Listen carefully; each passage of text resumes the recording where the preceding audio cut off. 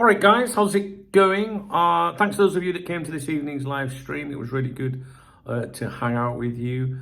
Yeah, it's really good. Thank you, man. So it's a little bit late in the evening. I'm very tired, so I could do without doing this video, to be honest with you. But tomorrow, as you know, I'm going on my travels, so I wouldn't get a chance to do this video in the morning. So we're going to do it now, and it's going to be a long video, I think. There's a lot to read. So if you're not a stayer like me, then you probably want to go to another channel and knock one out over their nonsense or something. But what we're going to do here is we're going to take as long as necessary to check out these claims that have been made this evening regarding Bradley Barcola. Now, when we were on the live stream tonight, this came up in conversation. Like a lot of people were jumping on the stream to ask about it because obviously those claims in France came out while we were live.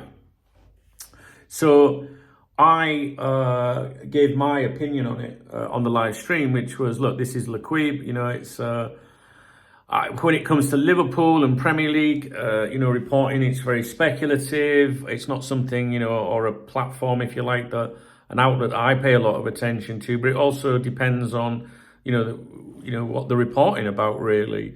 But it's just not something that I, get overly excited with when Liquib make transfer claims concerning Liverpool. So the Twitter twats, the content instigators, aggregators, wherever you want to call them, they're all over it. And even Fabrizio Romano, Mo Salah, has chimed in on things. Old school Cop Talk TV viewers will understand that. Which is even stranger, to be honest with you. So, because you get some really speculative claims, the articles are not really giving you anything of real credibility. But then, a lot of people listen to what Fabrizio says. But with Fabrizio, you've got to be careful. He is rent-a-tweet. And, I think I mentioned this in a video today. You listen to him for entertainment value, and, he is connected to the agents, and we know why he is connected to the agents, right?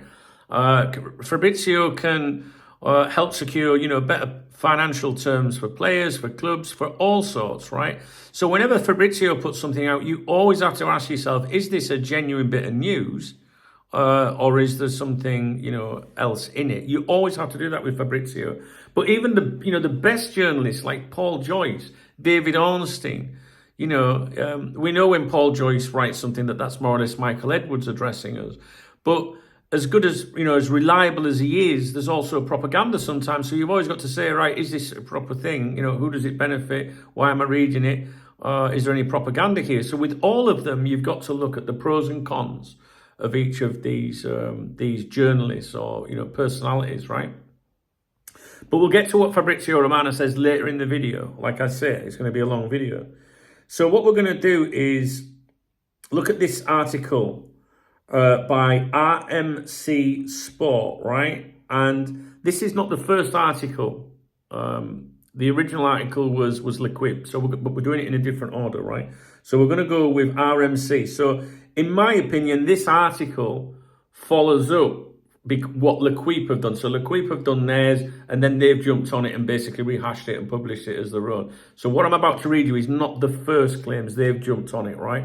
I've run it through, I'll run it by Dave, my AI assistant that I've been training since last year to analyze football news articles and the various journalists and the various platforms. And as you guys know that are long-term viewers, he's pretty fucking good, right? So you're going to see what he thinks about it. So I'm not really overly excited by it, to be honest with you. Unlike the Twitter twats and whatnot that are telling you that, we're about to make, 100 million offer or something. I'm not quite sure I want to believe that at this stage, right? But I'm not here to tell you, yeah, it's true or not. I'm here to say, look, this is what's actually said. And this is what, where you might want to be cautious. It's for you to decide whether you believe it or not, right? So I'm not here to tell you whether it's guff or not. I'll just tell you what we've come up with, and then you form your own opinions. And me personally, I'm not like, I'm just like, yeah, all right, whatever, we'll see, kind of thing, right? So the article analysis by Dave on the RMC report, which is the follow-up one, it's not the original. The claim, Liverpool have Bradley Barcola on their shortlist. The core argument of that article was a transfer is unlikely for now, but not impossible. PSG would only consider a deal if Barcola wants to leave and if they receive an offer upwards of 100 million euros. Holes, hedging, and idle speculation, right? Vague language, no firm information. It's translated. I've got the original bits here and sections in French. I won't put you through that. I'll go to the translated bits that say as follows. Him leaving this summer isn't on the cards right now, ... but it's hard to say it's impossible. This is classic hedging. There's no information here. It's essentially saying he won't leave unless he does. No sources are cited. There are no quotes, no club sources, no agents, no Liverpool insiders.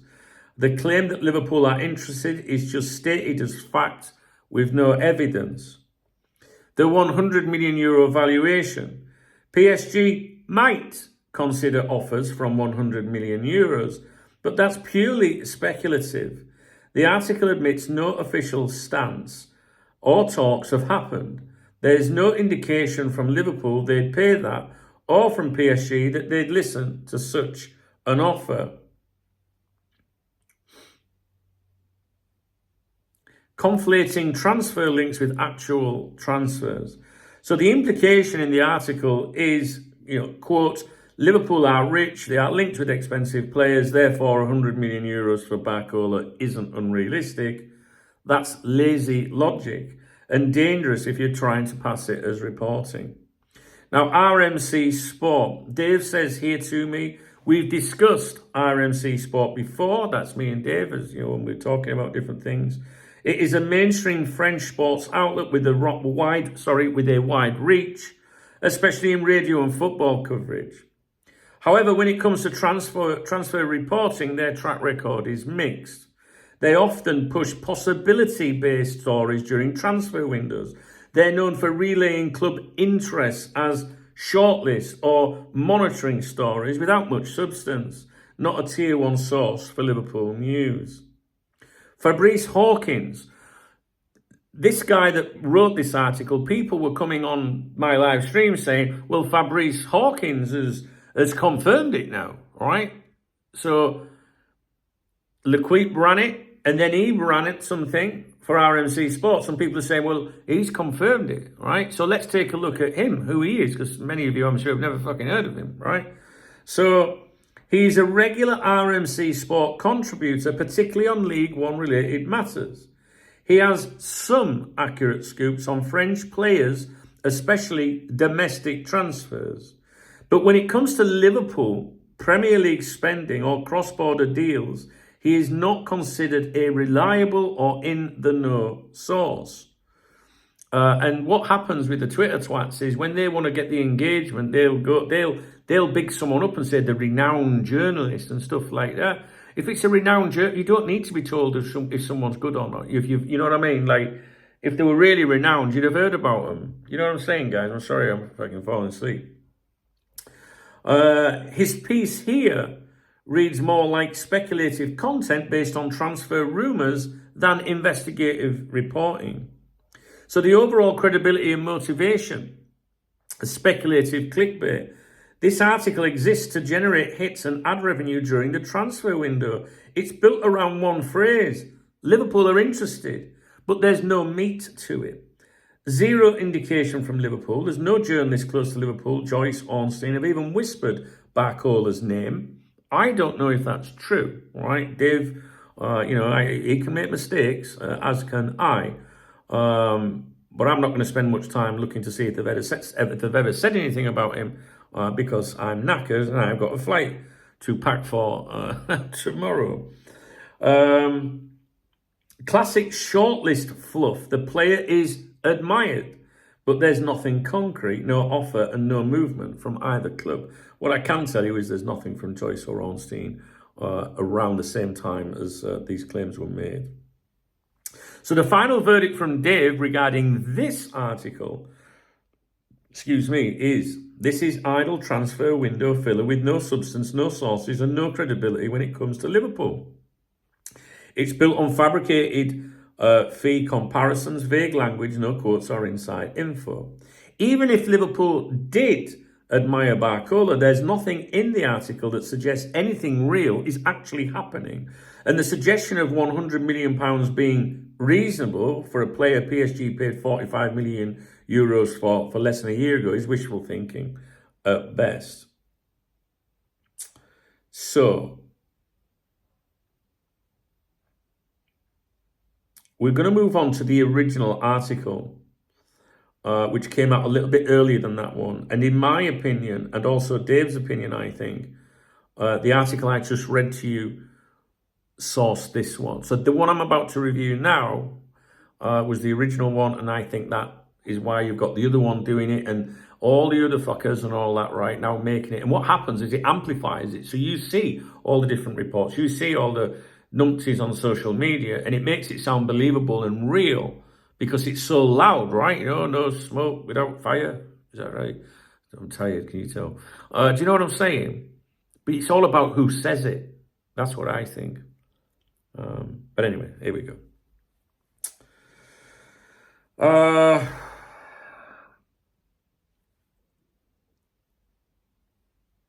I need to just do something.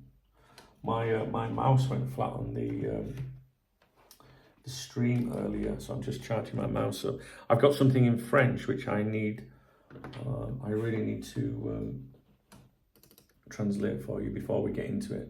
It's important to not leave anything out. One moment, please. That one there.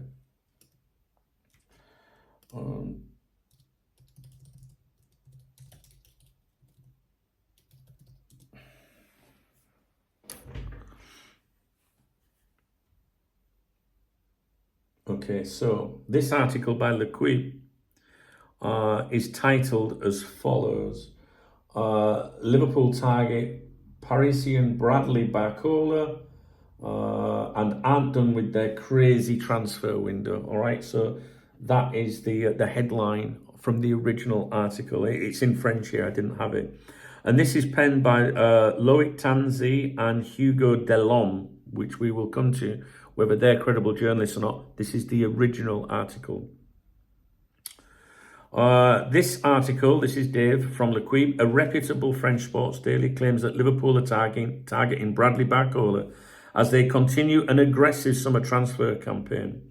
It also links them to Rodrigo and frames Barcelona interest as long-standing and talks about the €120 million plus that was offered for Alexander Isak, with that bid being rejected by Newcastle. On a side note, Rodrigo, all chat around him in Madrid at the moment is silent and has been for some time. I've been making videos on that. I think I did one last night if you want to catch up on that. So the article analysis of this one, let's see if there is anything in this that might be more believable. This is the original piece. Strengths, a reputable outlet. L'Equipe is one of the most trusted sports publications in France, right, with regards French football, all right? So not necessarily Premier League football. Unlike RMC Sport from the other article, or the likes of Give Me Sport, they don't usually post completely baseless gossip.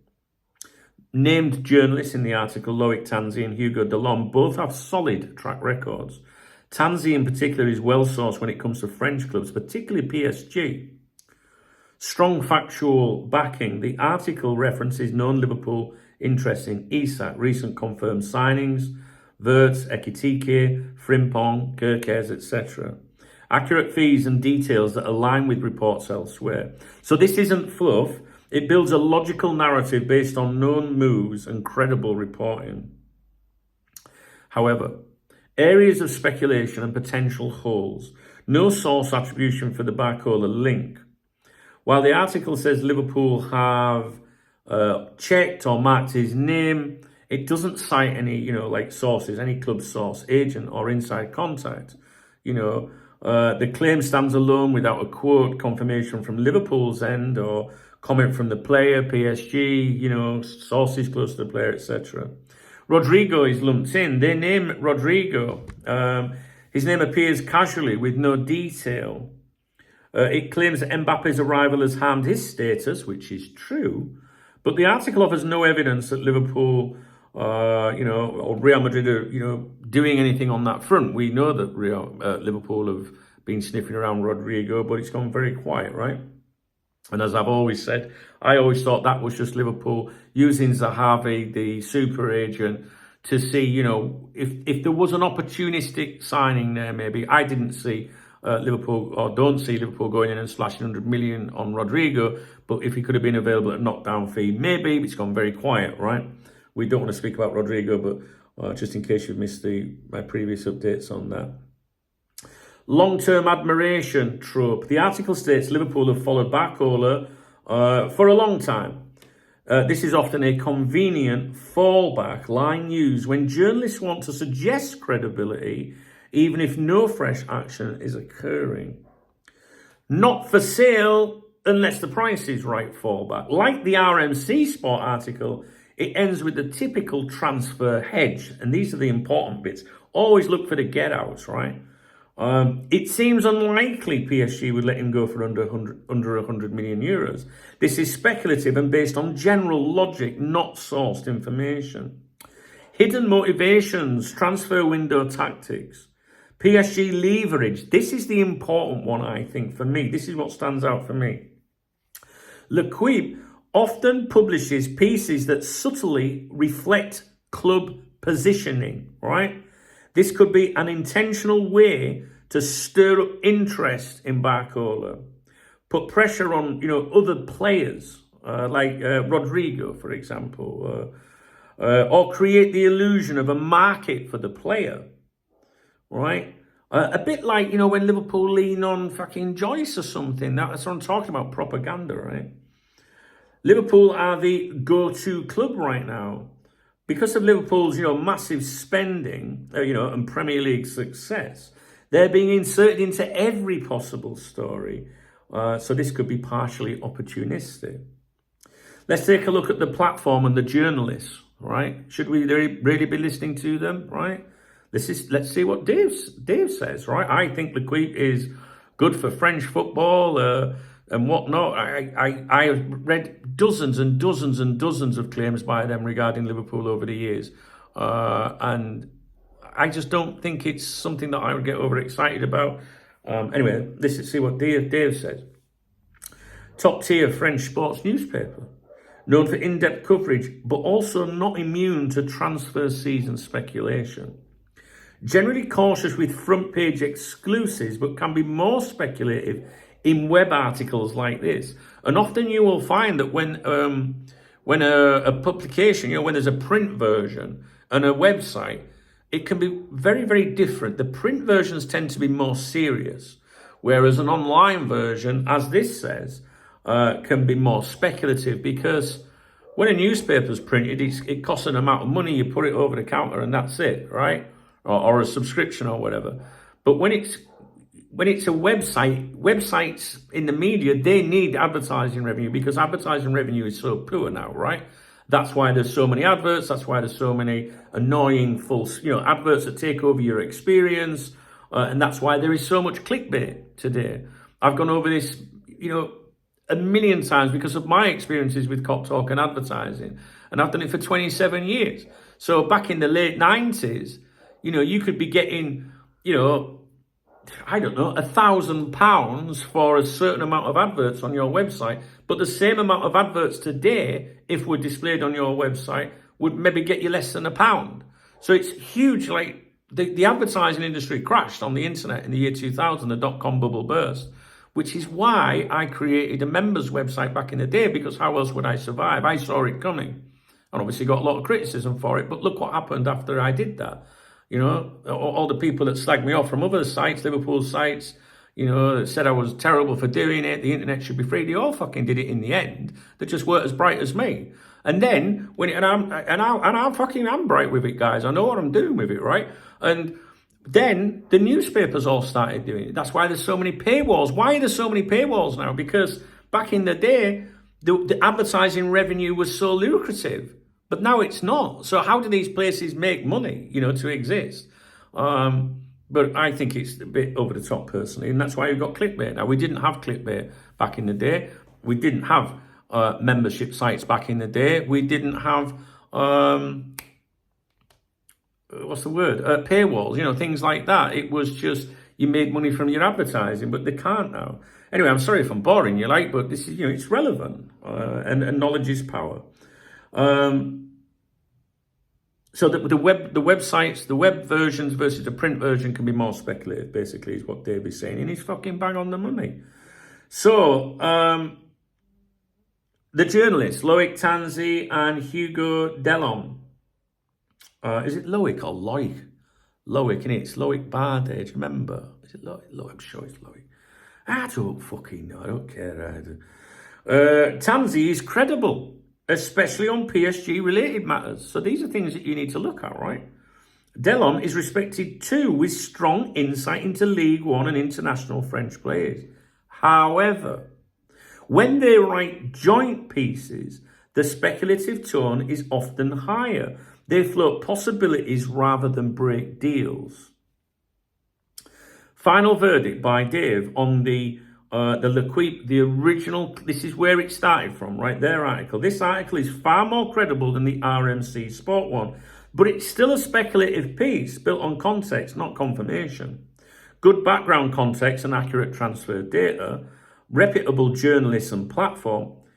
No source confirmation from Liverpool or the players' camp. Inclusion of Rodrigo feels lazy and undeveloped and uses classic transfer cliches. Followed him for a long time. Not for sale, but it's better researched and more credible than RMC Sport. And in my opinion, RMC Sport piggybacked on it.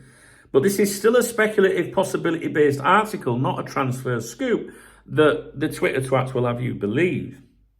It builds a logical narrative around Liverpool's big summer spend, but provides no proof of actual movement for Barcola. Treat it as a club exploring options piece, not a sign anything is close. And some people, there are some, I saw one Liverpool account on X, come up in my results. I monitor everything. And they said, this sounds like agent. I'm not so sure this is real. I'm not sure if it's agent stuff. It could be, and I think that it could be the club behind this. It could be. Not our club, them, right? So anyway, RMC Sports article appears to be a rehash of the L'Equipe piece, says Dave. L'Equipe came out a little earlier and contains far more detailed context and structure. The RMC Sport article looks like a lightweight follow-up lacking depth, direct quotes or exclusive reporting, classic signs of riding a bigger outlet's coattails. Both articles say Liverpool are interested in the player. Both reference the 100 million valuation. Both hedge with the same not currently for sale but never say never angle. There's no fresh information in RMC's version, just stripped down repetition. If RMC Sport had a true exclusive, you'd expect them to build on or advance the L'Equipe story. New info, club contacts, quotes. Instead, their piece merely rewords and softens L'Equipe's originals claims without any added substance, which often happens when a secondary outlet wants a share of the search traffic without doing any fresh reporting. Because, again, if you're driving traffic to your website, when we do the exclusives, right? They're driving traffic to the websites because they know an exclusive is going to pull you in. But what's happening tonight? People hear this rumor, see it amplified. People are now Googling, right? Oh, let's put it in, Barcola or, whatever, Liverpool. So what happens is the secondary platform or outlet that had fuck all to do with the original thing, they're getting some of that search engine juice as well. Do you know what I mean? The Google juice. So this is why they do it. RMC is notorious for publishing Liverpool interested in stories after more credible French or UK outlets have laid the groundwork. They know Liverpool sells. They use vague language like in the shortlist, being monitored, could be an option, etc., which gives them plausible deniability if nothing happens. So, conclusion, RMC Sport likely piggybacked off the Lequip article. They probably saw it gaining attention, repackaged it quickly, and published a lighter, vaguer version to generate traffic. They didn't credit Lequip or add anything new, a common tactic during the transfer window. This is not uncommon, but it is important to track who broke what and when, and that's what I do, because I like to see where this shit starts so you guys don't get misled. Secondary outlets often try to ride the SEO wave, search engine optimization wave, what we've just discussed, of a more credible story without actually knowing anything themselves. Now, what I want to do now is get on with Fabrizio Romano, because he then chimed in. He didn't chime in before these claims. And this is where you've got to look and think, right, what's Romano up to here? Sometimes he taps in, right? So someone claims it first and, players signed by whoever, and he'll tap it in, right? All journalists do it, right? We know, but you should know Fabrizio Romano's background with it all. Rent a tweet up to €1,000, allegedly. This is in the mainstream media where they've outed him for, I can help you, €1,000 kind of thing, give you a player a mention, your client a mention, up to €5,000 a mention, allegedly in a YouTube video, stuff like that, right? That's fine, right? But there are people in the industry that thinks that he is not always completely honest or accurate with what he's saying. So you've always got to look at the motives. Remember that. You can say that about Joyce as well. Like, why am I reading it? Is it propaganda or is it genuine news? So it says here, Dave says, inconsistencies and red flags in Fabrizio's update. This is Dave, right? I haven't fucking said this. So he quotes him. I'm going to read what Fabrizio said. If Newcastle don't open the doors to the sale of Alexander Isak, Bradley Barcola is the dream winger target internally at Liverpool. Liverpool won't sign both. Priority remains Alexander Isak, which I thought just sounded a little bit odd. And Dave says inconsistencies and red flags in Fabrizio's update. Barcola is the dream winger target internally at Liverpool, right? This is a bold statement and completely contradicts the tone and sourcing of both the Lequip and RMC Sport articles, which were speculative and lacked any Liverpool-based insight. Yet now Fabrizio, who tends to phrase things conservatively when unsure, is claiming it's an internal dream target. That's a leap. But ask yourself, where's the trail of Liverpool's historic interest in Barcola before today? Why no mentions from Paul Joyce or David Ornstein this evening? Why would Liverpool spend 100 million plus, on him if they were signing Isak, basically? But in fairness to Fabrizio, he did say Liverpool won't sign both. I think, without just going too far off my notes here, you've got to think about the Rodrigo interest has gone very quiet since Liverpool have stepped up on Isak. Do you really think that they're going for this player and Isak? I don't. So anyway, Dave says it smells like a reactionary update from Fabrizio based on Lequip's earlier reporting gaining traction, Newcastle holding firm on Isak, a need to feed the algorithm. Liverpool won't sign both. This feels like basic cover to avoid overcommitting. It creates a safe buffer. If they get Isak, see, told you he was the priority. If they get Barcola, see, dream backup. If they get neither, they were just evaluating. This is classic transfer pundit hedging. You can't be wrong if you leave every door half open, right? So we know Fabrizio's got some, quality, as Rafa Benitez would say, for sure. Take the Chiesa signing, for example. He's tight with Chiesa's agent, so that's why he knew everything that was fucking happening, right? But Fabrizio Romano does not work with Liverpool Football Club, which is quite funny because a lot of the Newcastle fans have been saying, Liverpool are bunging in money to get this out there and all that.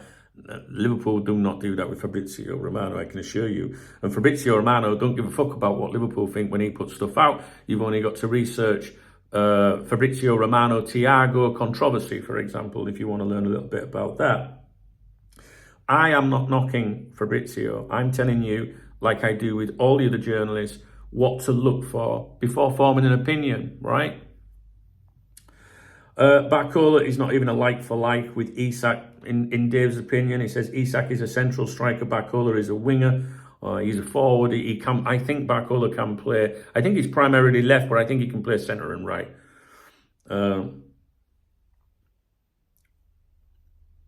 It doesn't stack up unless Liverpool's strategy is purely vibes and chaos, which it isn't.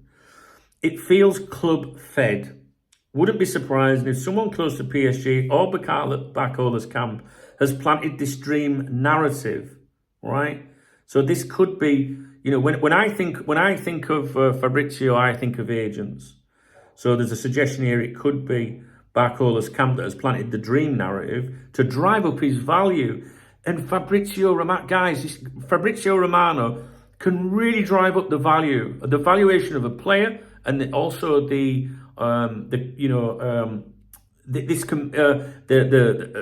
me try again. I'm sorry, I'm tired.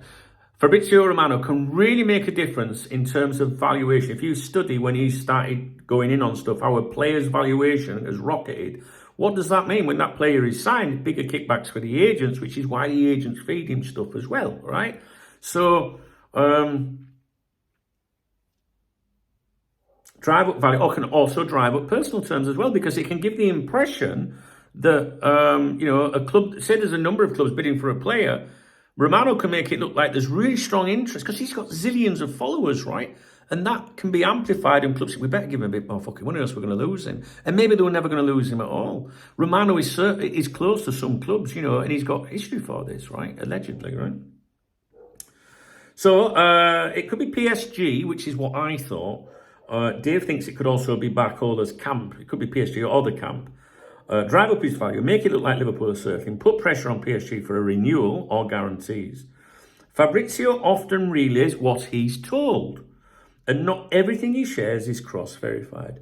Verdict, it's odd what he's put out, because there's no consistent narrative or evidence Barcola was on Liverpool's radar before tonight or whatever. The link seems to be growing artificially, fueled by French sources and now echoed by Fabrizio in vague, non-committal phrasing. It's the kind of story that benefits agents and PSG, not Liverpool. And again, this is one of the things I always say to you, why am I reading it? Who does it benefit? This feels like classic, if not A, then B. Transfer window chess, but neither A nor B may be real options in the end. Now, guys, right, that concludes the analysis. I have absolutely no idea whatsoever if Liverpool are interested in him. If he's a very good player, if there's very good players out there, of course, right? But right now the focus is on Isak, right? I'm not here to tell you what you should feel. I'm just giving you my opinion. Dave's giving you his, and he sees things that I don't see. Fucking good, that motherfucker. And I think that there is a lot of suggestion in here that it could be the club, it could be the agent. It's out there. All the wrong people are amplifying it and missing bits out and spinning it. Fabrizio chiming in is interesting, but is it just because it's all over the place and every other numpty journalist that we've spoke about on here is all tonight now saying that it's similar things, but none of them had anything to say prior to the Liquid article coming out a few hours ago, right?